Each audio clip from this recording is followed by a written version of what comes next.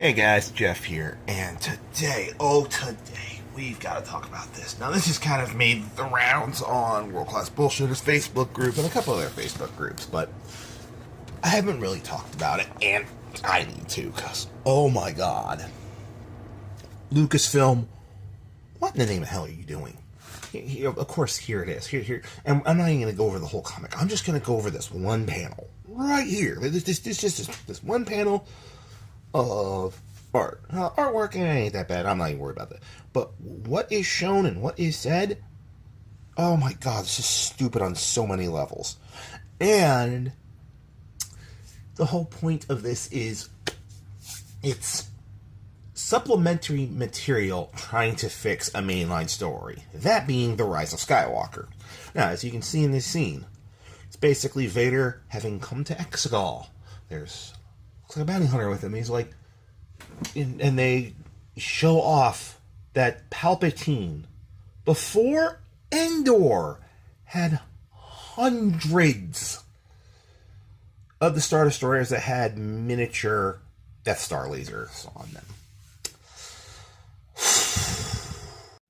Well, if you couldn't tell, I had to splice together these videos. I have to jump cut because, well, I had a job to do. But anyways, now that I'm back, we can talk some more about this. Oh, this shit.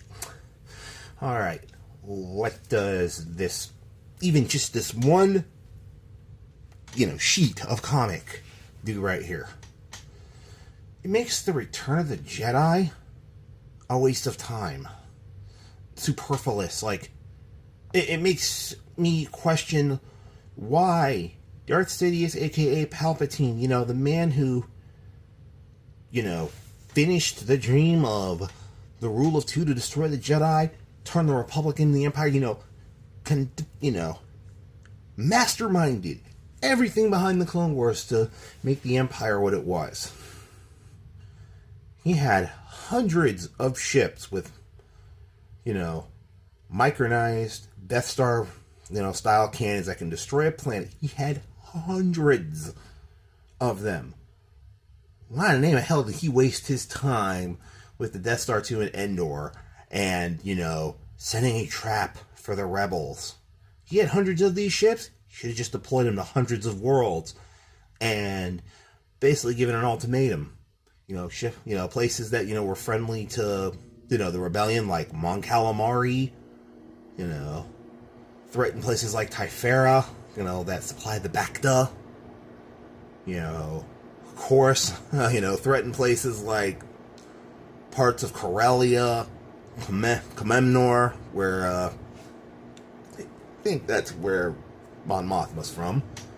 Could have taken all these places hostages with Star Destroyers that had planet-killing cannons, and basically given the Rebel Alliance an ultimatum: surrender, or I just start blowing up worlds one at a time until you quit.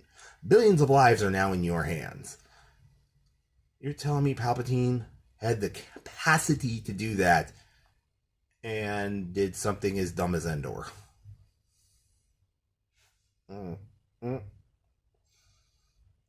Yeah, what the?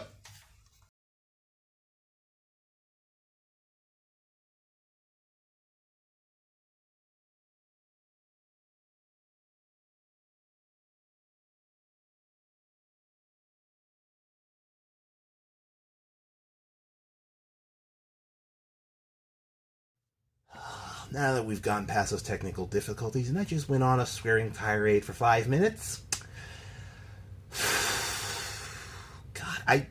God, yeah.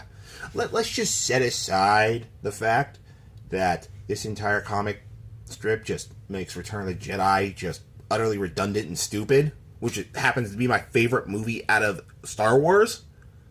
And let's talk about the fact that it's even dumber to the point of this comic is trying to fix the Rise of Skywalker and where all these ships came from and why Palpatine had them. And from what I'm understanding, it's doing a piss poor job. It's making Return of the Jedi look absolutely dumb and makes The Force Awakens even dumber. It makes the entire movie chain from pretty much Empire or whenever they, Palpatine started building these ships on, a waste of time.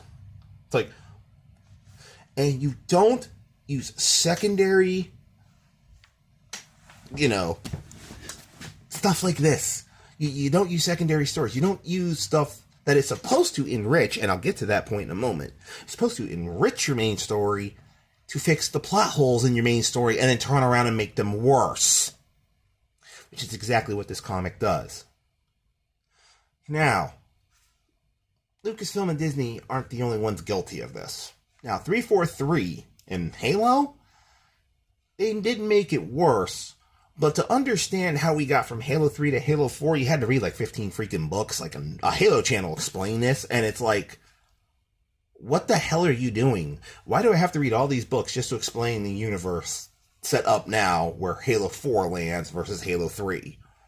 I shouldn't have to do that. You see, mainline games like the Halo 1 through 5 or the Star Wars movies, the main ones 1 through 9, should be self-contained stories. And by and large, 1 through 6, each movie is a self-contained story, where you can have supplementary material which enriches that story, but you don't need that material to really understand 1 through 6. You guys see where I'm getting at? Here, Lucasfilm.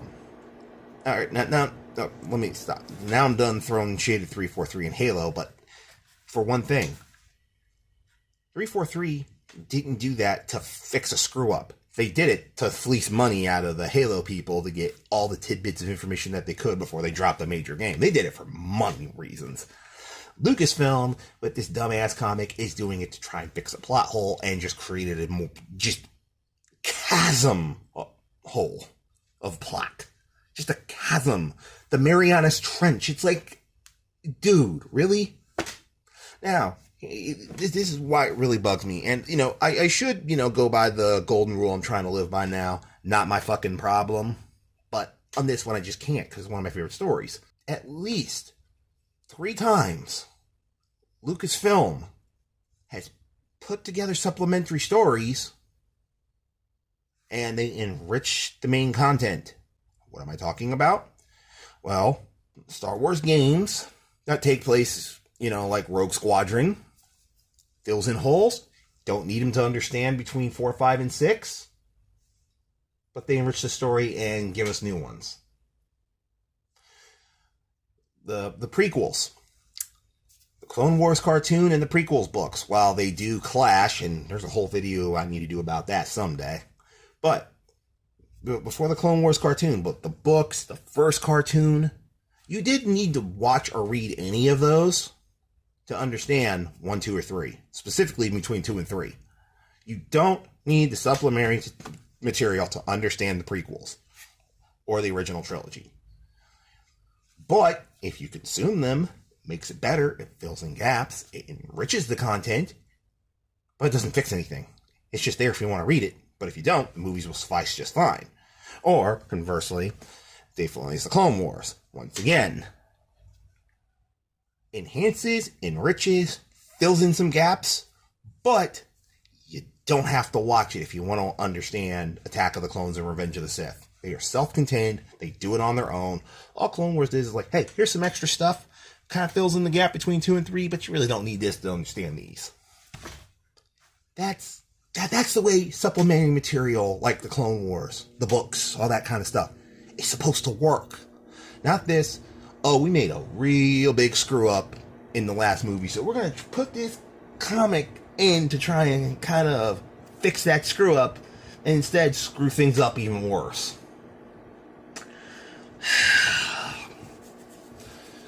Lucasfilm, if any Lucasfilm employee happens to come across this and watch it, I'm just going to ask you to kick this up the chain. Please stop.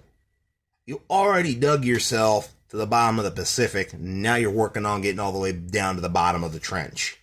Please, for the love of God, just stop. Just stop. Please, stop. You're just making it worse. You already dug yourself the hole. Stop digging further. Stop trying to dig China. I know you want that China money, but come on. Give me a break here. Anyways, that's the video. You all let me know what you think, and I'll catch you next time.